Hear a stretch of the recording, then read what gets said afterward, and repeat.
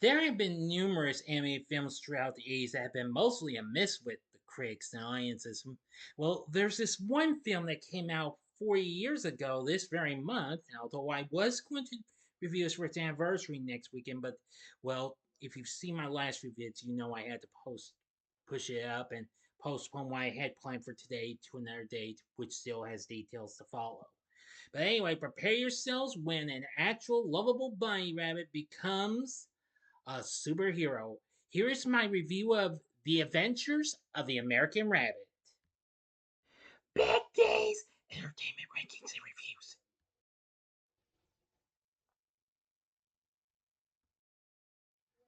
So, greetings, my fellow YouTubers, and welcome again to Big D's Entertainment Rankings and Reviews. I'm the Big D, and this time around, I bring to you a review of the 1986 animated flick, The Adventures of the American Rabbit, released by Atlantic Releasing Corporation under their Clubhouse Pictures banner. Known simply as The American Rabbit in the UK, the film was directed by Fred Wolf and Nobutaka Nishizawa. The film was released on January 17th, 1986, which apparently I am just now doing this review a week early before its anniversary since I had postponed the vid I was planning to do today. If you've been watching my previous videos. The, the film features a pretty big all-star cast of voice actors, including Bob Arbogast, Pat Fraley, Bob Holt, Kenneth Mars, Lorenzo Music, Laurie O'Brien, Hal Smith, Russi Taylor, Fred Wolf, and Barry Gorin, who voices the titular character. The story begins just after the birth of Robert Rabbit. As his parents and friends welcome him into the world, a mysterious old rabbit who walks with a cane greets young Rob and disappears. He later shows up a few more times throughout Rob's childhood, always disappearing after making comments or inquiries about his talents and attitude. One day, when Rob's parents become endangered by a falling boulder, he sprints toward them and changes into a striped and star spangled superhero on golden roller skates. The old rabbit reappears and tells Rob that he is the American Rabbit, capable of changing into superhero form when he sprints and changing back to normal when he says his own name. Rob decides to try to keep his superpowers a secret and moves to the city. He finds a job as a piano player at the Pandemonium, a nightclub run by a panda named Teddy and a female rabbit named Bunny O'Hare. The club is harassed by a gang of jackals who run a mafia style protection racket. When Teddy refuses to buy insurance from them, they return on their motorcycles during a White Brothers show and wreck the club. Bunny and Teddy organize a march and rally the next day, and Walt, the Jackal's well dressed boss, orders them to ride their motorcycles in the march. Now, of course, I mentioned White Brothers. That's kind of a reference to some characters here from the creator of the American Rabbit, which I'll get to in a little while. They cause a distraction, the motorcycling jackals, while Walt's buzzer destroys the cables that support the Golden Gate Bridge as the marchers are crossing it. But the American Rabbit stops the bridge from collapsing. Tay then announces his plans to do a cross country tour with the White Brothers, which will allow him to raise enough money to rebuild the Pandemonium. An irritated Walt orders the jackals to kidnap a gorilla named Ping Pong and turn him against the American Rabbit. They take him to a secret lair in the Grand Canyon and threaten to drown him unless he fights the American Rabbit for them. But Rob discovers that Ping Pong is missing, and he sends Teddy, Bunny, and the White Brothers rafting down the river and is captured by the jackals, but manages to turn into the American Rabbit and rescue Ping Pong as well as the others from a watery grave after they almost went off in a waterfall. Rob and his friends then travel to New Orleans, where they plan to play at a couple of clubs. Walt and the Jackals trap them on a boat and set it on fire, but Rob becomes the American Rabbit and gets everybody off the boat before it explodes. Bunny is worried when she doesn't see Rob, but the American Rabbit promises to search for him and learn more about the fire. He follows Walt and the Jackals and overhears them talking about heading to New York, where their master plan is afoot.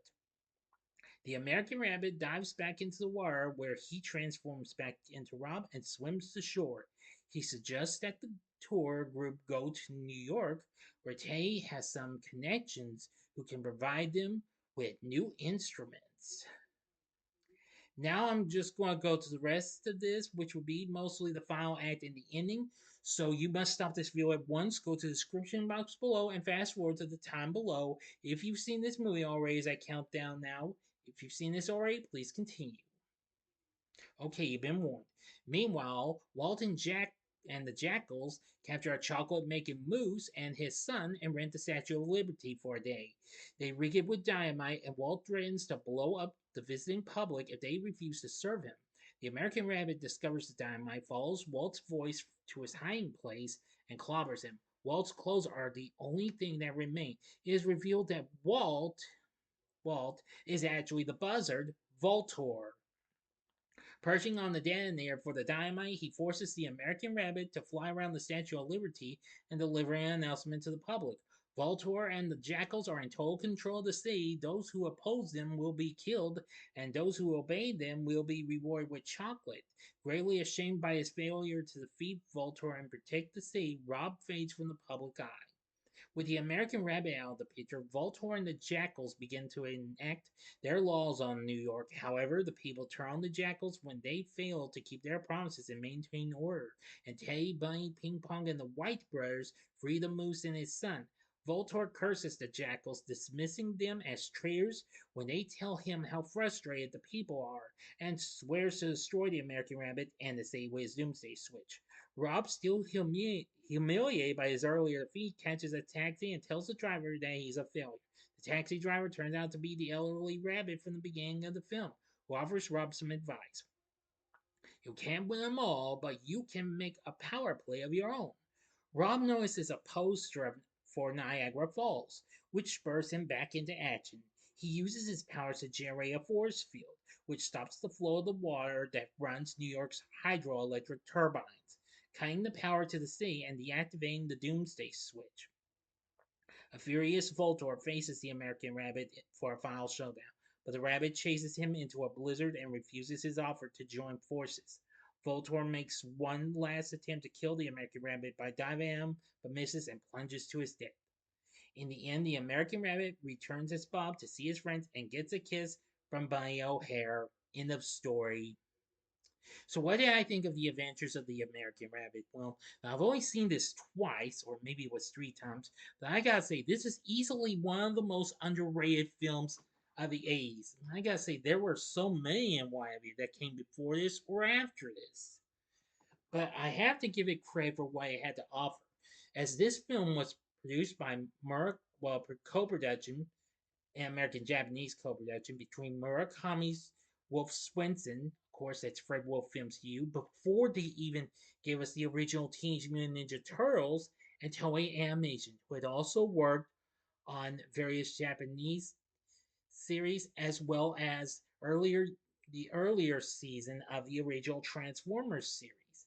This was based upon the poster character of the same name created by pop artist Stewart Moskowitz, where some of his characters also appeared, including the Chocolate Moose and his son, as well as the White Brothers, which was a group of rabbits playing music and what have you, and all that jazz.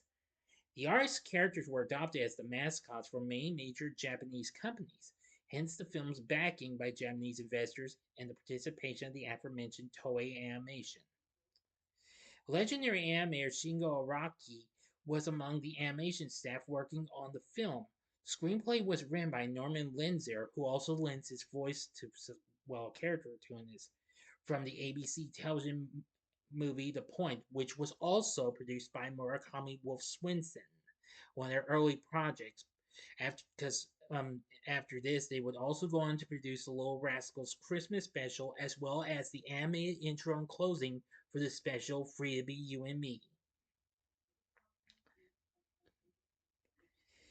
Upon its release, the film wasn't that big, and well, everyone wasn't too thrilled with it, critics and audiences. When the film was released, it grossed around 291,000 at the box office, and during its opening weekend from 242 screens. It ran for a couple months, grossing to about over 1.2 million at the box office. So that was okay, but it wasn't great though, due to the fact that this was one of the first films to be released by Clubhouse Pictures, which was a division of the independent distributor Atlantic Releasing. In one review, Charles Solomon for the LA Times said both the writing and animation in the film are so inept that the viewer expects the governor to interrupt the film and declare the theater a disaster area. In 2005, MGM released the film on DVD, but with no extras. Nevertheless, I found the film to be pretty good and, like I said, very underrated. Its music was done by Mark Volman, Howard Kaylan, and John Hoyer, which they did a great job. I think the story's not too bad either. With we do have a great voice acting cast for the which I'm only going to give the English cast. The American Rabbit and Rob is voiced by Barry Gordon, who the following year would go on to voice Donatello in Teenage Mutant Ninja Turtles. He'd also go on to voice Razor in SWAT Cats. He had recently lent to his voice to cartoons like Jabberjaw and Meatballs and Spaghetti. Laurie O'Brien, who was at the time voicing Baby Piggy on Muppet Babies, was the voice of Bunny O'Hare. It was a pretty good character. Bob Arbogast, who was the original voice over behind the a particular question, what would you do for a Klondike bar? Voiced Teddy. Very good. Russi Taylor, who of course that same year started voicing Minnie Mouse, and then would go on to follow up by lending her voice to other great cartoons like DuckTales and others. She had already recently done Pac-Man and others, voiced Rob's mother. But anyway, it also features a host of other voices, including Kenneth Mars. Well, he was credited as Ken Mars. He voiced Walt, aka Voltor the Buzzard. Lorenzo Music, just right at the time he started voicing Garfield and Peter Venkman in the real Ghostbusters. Well, he was the original voice actor, but he was already well known at the time. He voiced Ping Pong. But we had other voices, including Fred Wolf himself. Bob Arbogast, I've already mentioned, was one of the Penguins. Bob Holt and Pat Fraley, Norm Linzer, as I've already mentioned, he voiced two characters.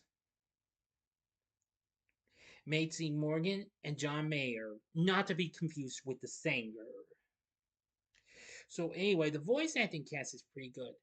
There is a way to watch this. I mean, if you can't find it on DVD, no problem. The full movie is currently on Tubi. You may be able to find it somewhere else on our streamer, but well, I'm just gonna play it safe and give it to you for Tubi.